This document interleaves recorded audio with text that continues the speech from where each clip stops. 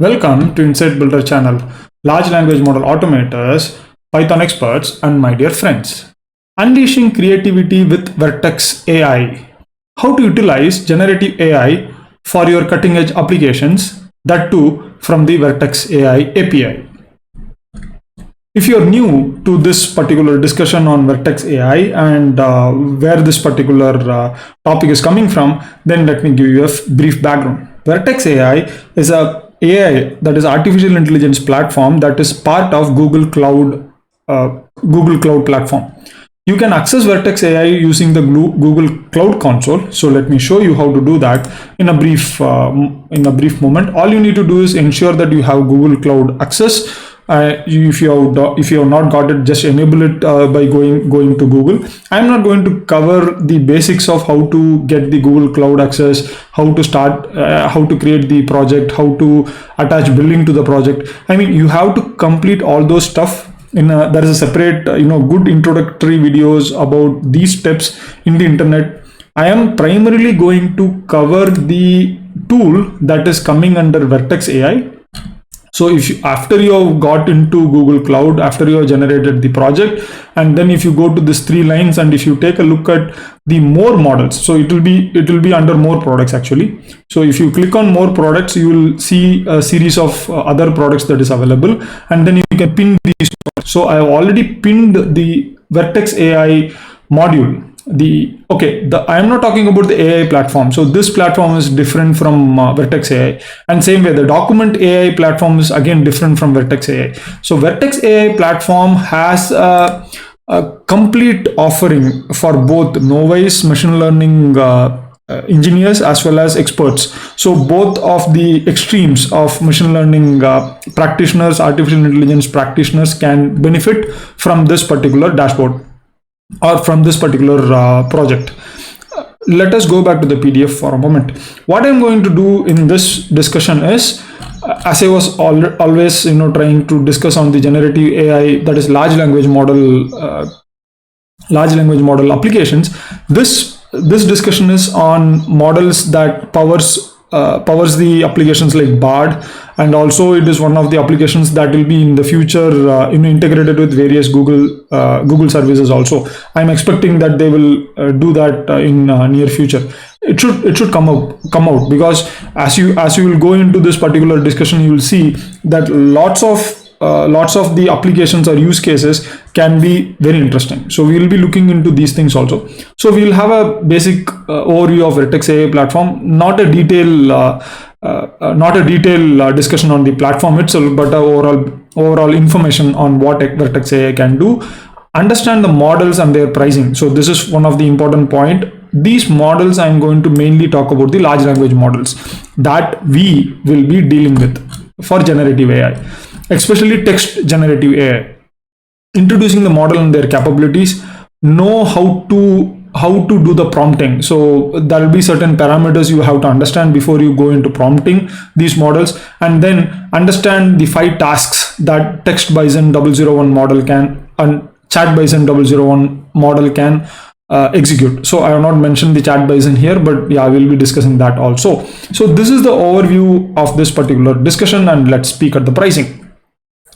Okay, currently the SDK, the software development that we will be doing through Python or various other GUIs like Vertex AI, is currently in the preview stage for these models. So what I mean by preview stage, in case of Google Cloud, if a particular product is in preview stage, the cost that is involved for these models when you try it out is completely discounted. So basically what it means is you can use these models for free for a limited amount of time, but we don't know how many days or months the preview stage will continue, because currently Google is the conditions which Google mentions for the PalmAPI. So PalmAPI is the API through which the models text-bison, chat-bison, and text-embedding-gecko are getting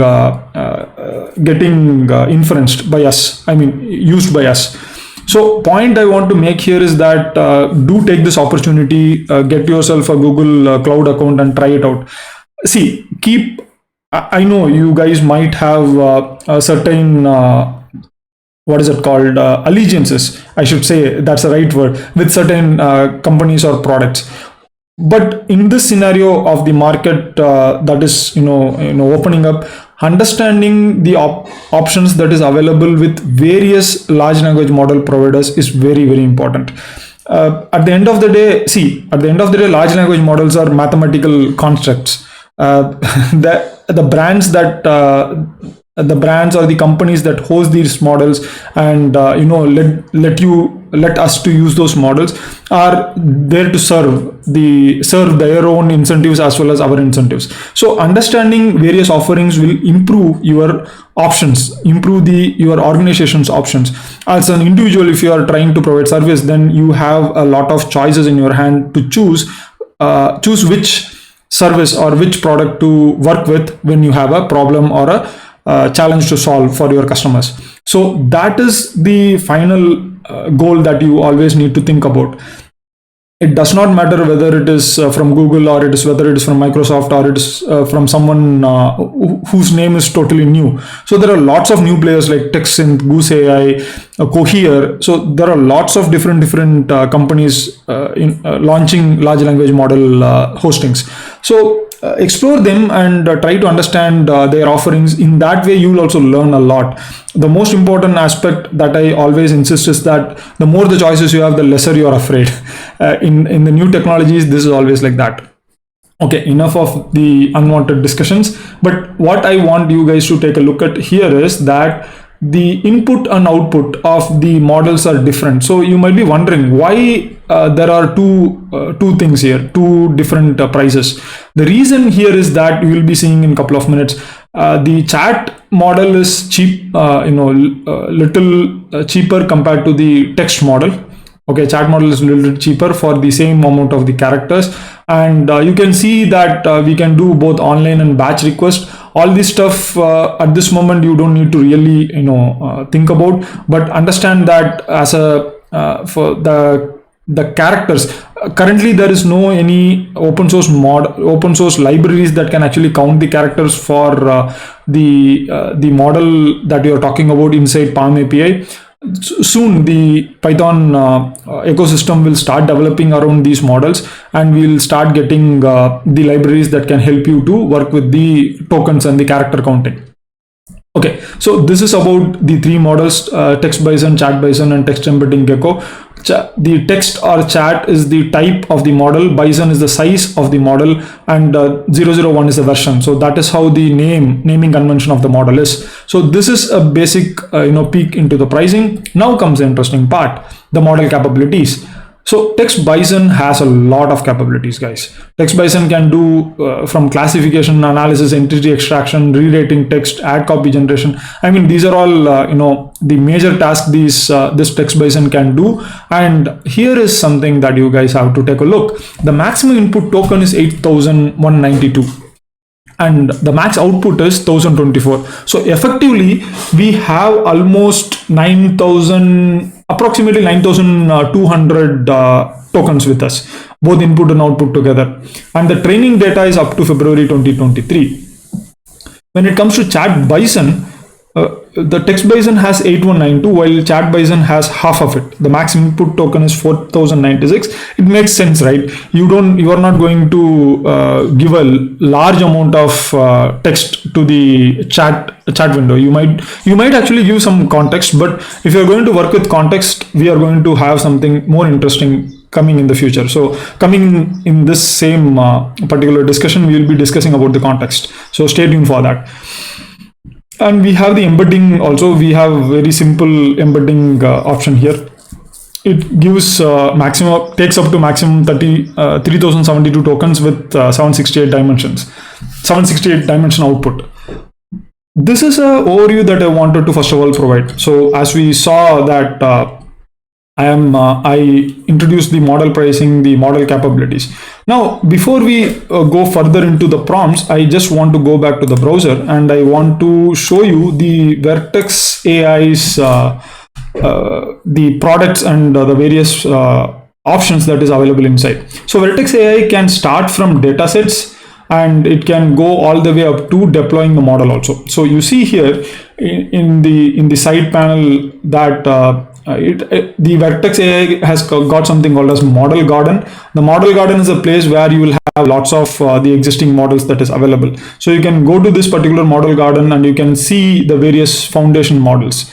You can see that the details of, you see the model names here. So this is what I was talking about. So if you click on view details, you will start getting the details of that particular model. This particular page can only open up once you have got the appropriate access, enable the appropriate APIs.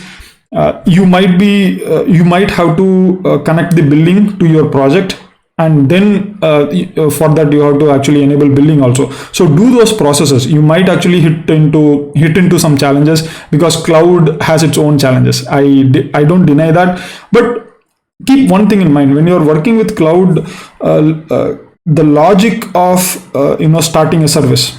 So if you want to start a service, or if you want to get access to a service, then what you need. So you need to think in that way. So okay, if you want to connect with the service, for an example, Gmail, what you will have? You will need a user ID. You will need a password, right? The same way, when you are going to connect to a particular server, you will need a user ID and password. Sometimes the server can have approval through your email ID. Like this particular Google Cloud Console and various other services inside this Cloud Console work with permissions that is attached with your email ID that you use for starting this getting access to the Google Cloud Console. So keep this overview in your mind when you are trying to solve the challenges you face when you open this particular console. So I'm not actually trying to explain how Google Console works, because it's a huge subject. In fact, only thing you might be completely new to Google Cloud Console. You might be new to cloud environment itself. For you, it might be a little bit challenging. That challenge should not stop you from enjoying the benefits that you get by working on the free options that the PalmAPI provides. Right. This is the key point that I wanted to highlight, and that is why I'm giving you the background a bit. You can see all the details that you need. Also, you can click on open prompt design and you can actually design the prompt also. This is the overview that I wanted to provide when it comes to the model garden, right? That is regarding the model garden. And then you can use Workbench. Workbench is where you actually bring up the data sets, bring down your model training kit, and you start creating new models. As I was telling you, might be an experienced data scientist, or working with various other cloud architectures. You might want to understand how the training works. So here, this Workbench will help you to work with the various notebooks and work on developing new models. And then comes pipelines. So pipelines is again where you will have a particular script, the particular data set, and you will start working on the templates. So this is a series of templates that is already available that you can at this moment there is no templates available, but you can actually create templates that you can use it for your MLOps. So that is the primary point of this particular pipelines.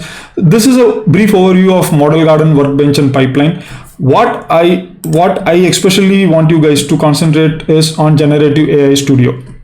You don't need to worry about notebooks with Workbench, Model Garden. You don't need to worry about this.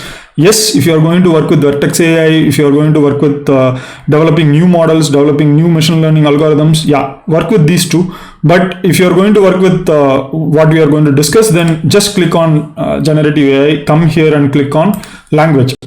We will work into speech little later.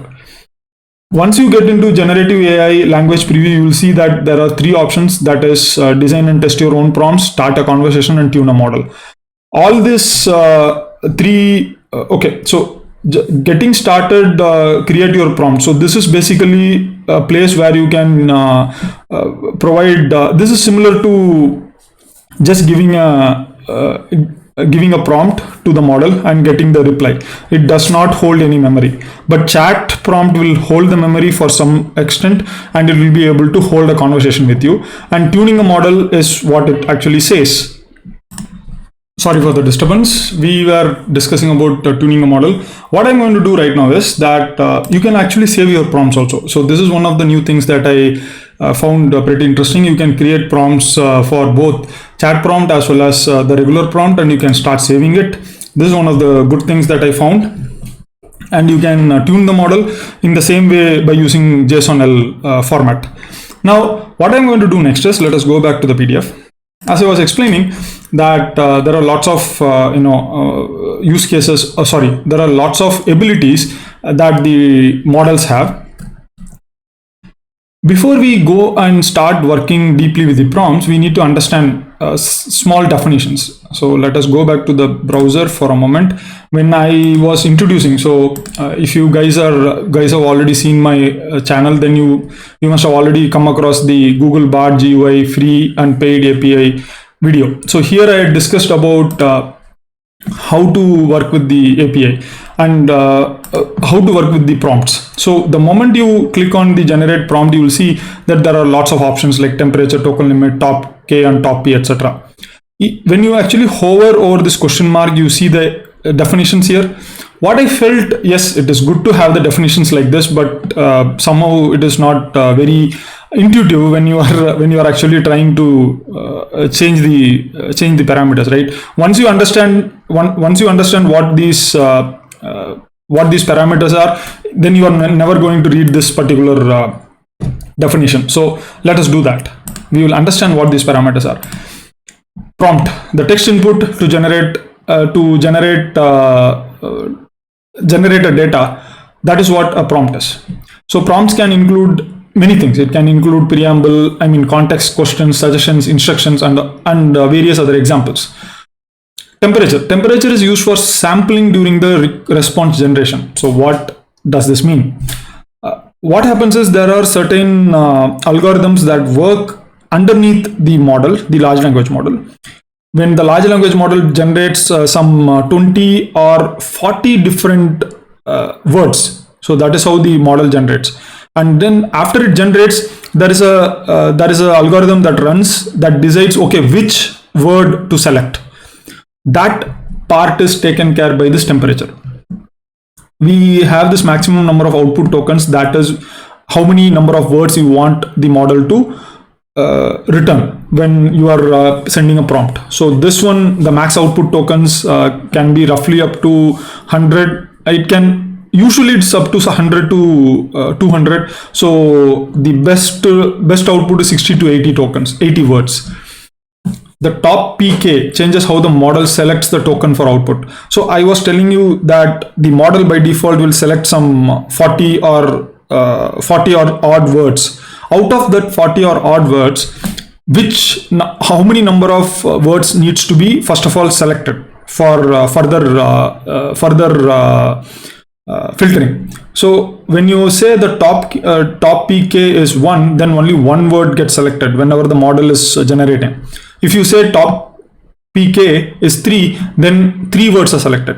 And after that, what happens is there is one more parameter which tells out of those 3 words how to select the number of words, how to select the words which are more probable. So at this moment, you guys don't need to really worry about top K and top P. Let whatever there is the basic default version, just leave it as it is. But in case of temperature, try to maintain it at least 0.1 or 0.2. This is the best option that you can go ahead with. But you guys have to understand that, okay, what top PK and top P values change, right? Even though you don't need to change it, but you need to understand it, because as you will start becoming more proficient with prompting and prompt engineering, working with various kinds of products, then at that moment you might want to work with these parameters to fine-tune the outputs. I'm not talking about fine-tuning the model. You can fine-tune the outputs. Okay, so this is a brief definition I wanted to share with you guys. And the use cases. When you look at the use cases, there are primarily 5 different major use cases: summarization, classification, extraction, writing, and ideation. Okay, so writing and ideation might look very similar, but they have different sub cases. So each of these major use cases have their own sub cases. Like we can use it in different industries. Like if you are working in a BPO, or working for if you are having a chatbot which is interfacing with various websites, then you can work on summarizing it, like chat agent and support rep agent. You can summarize on news articles. You can work on dialogue summarization, transcript summarization, and various other use cases. When it comes to classification, this is pretty interesting actually. What has happened was, there is something called as text classification with few shots example. So this can help you to classify your own specific text. We'll be seeing examples of these. That is my primary intention. So I am going to give you the various options or various sub cases available, and then we will see each of this inside the Google Cloud Console, GUI that is. Then we see technical specification writing. So extraction, what happens is you give a series of input. You form a series of input with the specifications that you have got, and you can ask the model to generate writings on top of it. We will see some examples of it. We can create marketing write-up, which is very similar to text specification writing, but in marketing jargon. You can actually create essay outline. You can correct the grammar. Correcting the grammar has been done by Grammarly for a long time.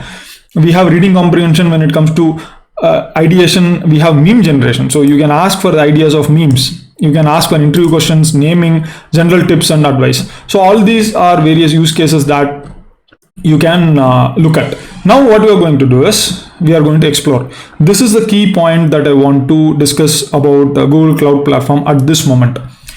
Why I have not given any kind of coding related collab notebook here. So you might be wondering, Kamal, what happened to coding?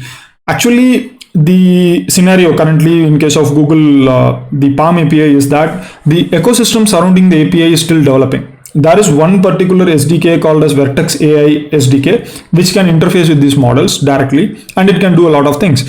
By itself it can do a lot of things, but when it comes to integrating with the rest of the Python environment, like vector stores, integrating with the LangChain or Llama index, the development is still undergoing. As of this video, the development, I have not got any updates from any of these libraries regarding the interface with respect to PalmAPI. There could be a couple of reasons for this. The way the API works, PalmAPI, or the way the Google Cloud is working, it is not a simple API key that you provide. In case of other LLM hostings, you see that all you need is an API key, and then you can get their access to the LLM inference endpoint. If you take Hugging Face, if you take OpenAI, if you take Goose AI, any of the providers. But in case of Google Cloud, it is a little more involved. So you need to get access to the appropriate API keys, then interface with the appropriate authentication. So there are lots of stuff. So I think that is what is creating some kind of hindrances. But anyway, the development community and the Python ecosystem will find a workaround, and pretty soon we will have a good library that can interface with these models. With that said, let us go to the exploration mode. What we are going to do right now is, I'm going to go to the language part, Generative AI Studio language part, and then I'm going to scroll down, and this is where it starts getting interesting. You see the prompt examples. All these are the various sub cases that I have already shared to you in the presentation, and all I'm asking you to do is, just click on open and see the type of the prompt that they've used, and the temperature, the parameters, the token limit, and the top P and top K. You don't need to even submit. Anyway, if you submit and if you try to get the output, you will not be charged anyway. So your billing will still get generated, but the billing will be zero, because whatever charge got created will be discounted. So you don't need to worry about it. I already tried that also. Okay, so here you see that we have taken this particular examples, support rep chat summarization, and this particular starting point. So this is the task. Summarize the following conversation between a service rep, you see this, and a customer. You see the customer name here, and customer the feature, and then use only the information from the conversation. So this is the prompt, basic prompt, and this is the context that has been provided. And we see that after we do after this particular conversation, if you press the submit key here, the window, the GUI is a little bit confusing, so sorry about that. You can see the entire summarization here. Now these examples are pretty helpful. So now you know that by going through these examples. Okay, now let us take one more example. So let us go and try. Yeah, let us take this chat agent follow-up. Let us see how is the prompt is and what kind of use case this is. So considering the conversation below, what are the pending actions from the agent? This is pretty interesting, right? We always want to know the action points once we have a meeting, or once we request something to the particular service provider. And here you see that there is a lot of conversation here. So it talks about the agent and the customer, and they are working on a lot of they are discussing on a lot of things, and on the course of the discussion they find that there is something that needs to be done by the agent for the user. So we want the model to find it out and to provide it here. So let us see what happens if I submit. Okay, and you see immediately this is one of the challenges that I have been facing. So whenever you get this error, online prediction quota has been exceeded, this is the tracking number, this is the error, don't worry about it, give it some time. Okay, try it again after some time. So couple of these prompts, when I am working with text-bison, I have been getting this particular error. So don't worry about that. You can understand about this particular format, what kind of input you have to provide and what kind of prompt you have to provide, and then continue. So that was one of the reasons why I actually opened that prompt again. You can do this, and this is actually free form. So here you see it is mentioned as free form, and here you see it is mentioned as structured. So what is the difference? So let us click on structured and let us see what is there inside. The difference is that the context, the prompt, and the examples are different. So the context is the prompt that you are going to provide, and the examples that you saw in the earlier prompts, right? The examples will be in form of input and output. So you see the entire this is basically a few short prompting. So you give a particular prompt, you give certain examples, and then finally you open up. The test will have the actual text which you want to summarize, and the model response will appear here. So this is a structured way of working with the model. The point I wanted to highlight here is not just this. Take a look at the code. The reason the structured prompt is more interesting is that how you will be able to work with the structured prompt. Here you see the prompt that you see here. Just a minute. So these are the various examples, right? These examples, and this is the output summary. So this is the input and this is the output. So I hope you guys are able to see my mouse. So this is the input and this is the output. If you click on the code, if you go here, you will see again that is the summary. Just a minute. So here you see there is a text that is provided at the beginning, and then you will see the various output. Provide the summary with about 2 sentences for the articles, and then the article starts. Right. This is the article feature. This is the article key, and this is the summary key. Same way, this is the article key. You see the article key itself looks like a prompt, and keep in mind, all this data that you are providing is the input prompt, and it will be part of the input prompt, which has the token limit of 8,192. I hope you remember the token limit. Let me go back to the PDF just for you guys to refresh. The token limit of the text-bison is 8192. So if you think, okay, won't this actually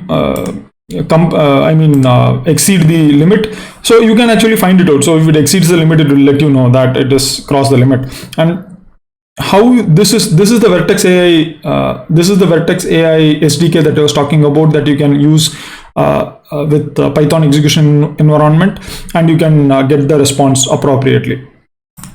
This is something that I want you guys to explore step by step. And this is on the summarization part. I have just gone through the first example. So if you see, there are multiple examples for each of the use cases. Like summarization, there is around 8. For classification, there is around 7. You can actually open all these things, structured as well as free form, and take a look. And we have extraction. Extraction is something that I want you guys to understand. So let me go into the extraction, the pixel technical specification. Now what happens is, here the example is little different. So we want to extract the technical specification from the statement. This is the statement, English statement, and from which we want the technical specification to be extracted like this. So what we do is we give the prompt like this, and we give an example, so, like so, and then we ask again we give another one test case here, and we ask for the model to extract the data. Once you give the prompt like this, you will see the prompt is getting extracted. So if you are thinking, okay, Kamal, maybe this is not right, I just want to convert it to Samsung, and let me see how is the output, right? And let us submit it, and you'll see that automatically the brand is converted to Samsung. We can see that it is doing the necessary work, and moreover, you see the example does not contain the brand, but here it is able to predict that, okay, Samsung is a brand, because it has been already trained with the natural entity recognition model also.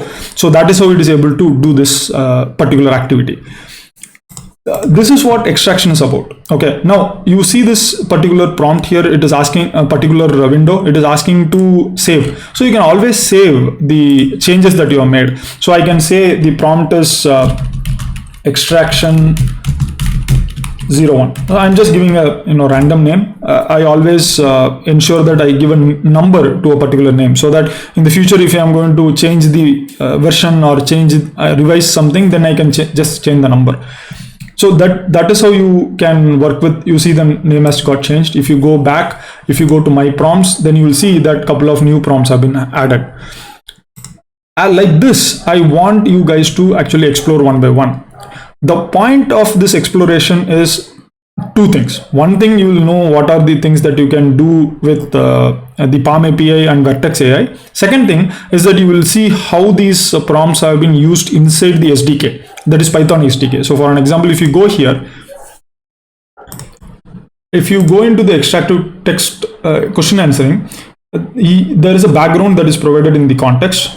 Okay, and then in the examples, you see there are lots of small questions and respective answers. So based on the context that is provided here, questions are generated. I mean, these questions are generated by the user, and then the respective answers are updated by the user. So this is not done by the model, this is done by the user.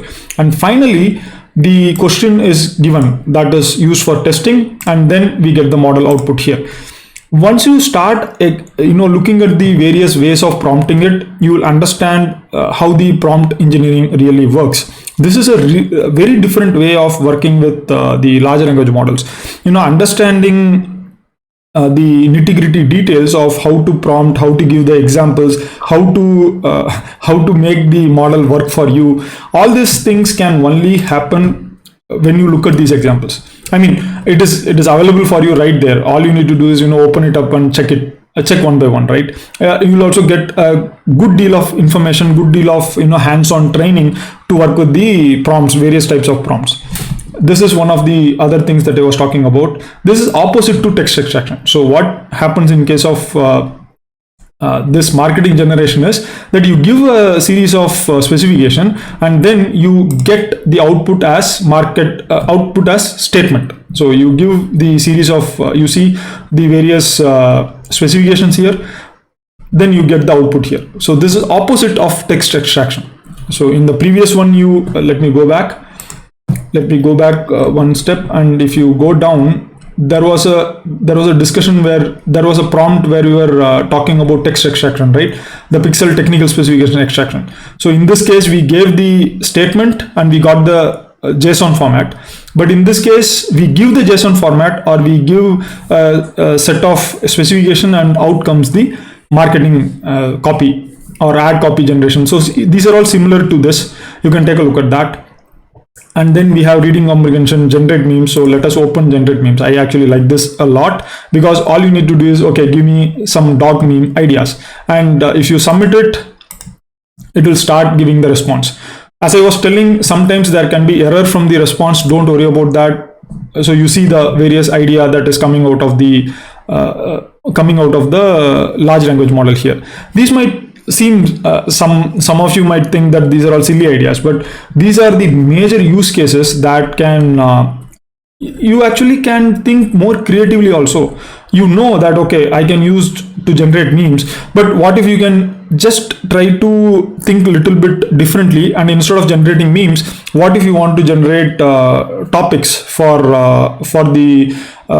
some of your products that you are going to launch? What if you want to work with create questions for create interview questions? Interview questions is one of the interesting prompt that I've also come across. So if you go to the interview questions, you can talk about a role of program manager. So instead of program manager, say, what if I ask Google Cloud Engineer? Okay, so this is a basic basic interview set questions that I wanted to ask, and you can. This is a very simple prompt also. It's not something you need to really think about. You can change this to anything. It can be a software engineer, test engineer. It could be a mechanical engineer. Let me see. Let me say mechanical design engineer. So let me make it more exotic. Mechanical thermal engineer. So this was one of the topics that I used to work on, mechanical thermal engineer. And let's see. Yeah, you see, it is able to get the feedback. It is able to give a generalized interview questions for even mechanical engineering. So there is no any limit as such that you have to discuss only about. Again, you can save it. So whenever you are working, save it. Save the prompts so that it can be shared with others, and also you can download it for your later usage. So documenting the process of creating prompts, documenting the process of creating the data is very, very important, because after you start creating a series of prompts and you've got a good deal of output, you can actually go and create a tuned model. So in order to create a tuned model, you have to initiate with the text. So trial model. You have to name the model. You have to decide the base model that you are going to fine tune on. You need to discuss about the training steps. So this is the number of steps for training it will take. So you don't need to go for 1,000. You can go for lesser, and you have to provide the cloud storage location. So you need to browse and you need to provide the cloud storage location inside the Google Cloud platform. You have to understand a bit about Google Cloud buckets. It shouldn't be much of a challenge. You can try to get the details from this particular sidebar at the top. Okay, I'm not going to fine tune. You don't need to fine tune also. You have seen that with the amount of prompt that you can provide, you can get a lot of things done without fine tuning. And finally, you can actually tune the data set. So in order to tune the model, you need a data set. So for that, you need to upload the JSON-L format. This is the place where you need to collect the data. So you need to have a set of prompts. You need to have the set of data that has come out of it. So whatever prompts that I was asking you to save, right? So all those prompts you can actually collect it, and its respective data also you can convert it to JSON-L format and then feed it here and create your own fine-tuned model. This is one of the options that is available. But again, I have not discussed about the fine-tuning cost here. Let me go here. I have not discussed about the fine-tuning cost. If you take a look at this particular slide, I have only discussed about the model usage cost or the inference endpoint usage cost. So I hope with this, with this input, with this discussion of the pricing, the model capabilities, the definitions, and the use cases and the subtasks, you have got some pretty fair idea on what you can do with PalmAPI and Vertex AI platform inside Google Cloud platform.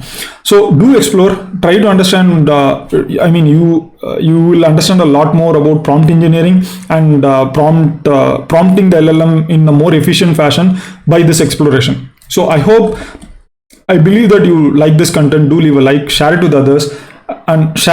Because this is one of the key points that I wanted to highlight in this particular discussion. Because as I already told in the initial discussion, initial part of the discussion, that most important thing about these large language models is there are various service providers coming into this particular market, and as a user, developer, or a application or a business developer or a senior leader, you need to know what are the choices available out there. So I hope that you will I believe that this particular information is useful to you.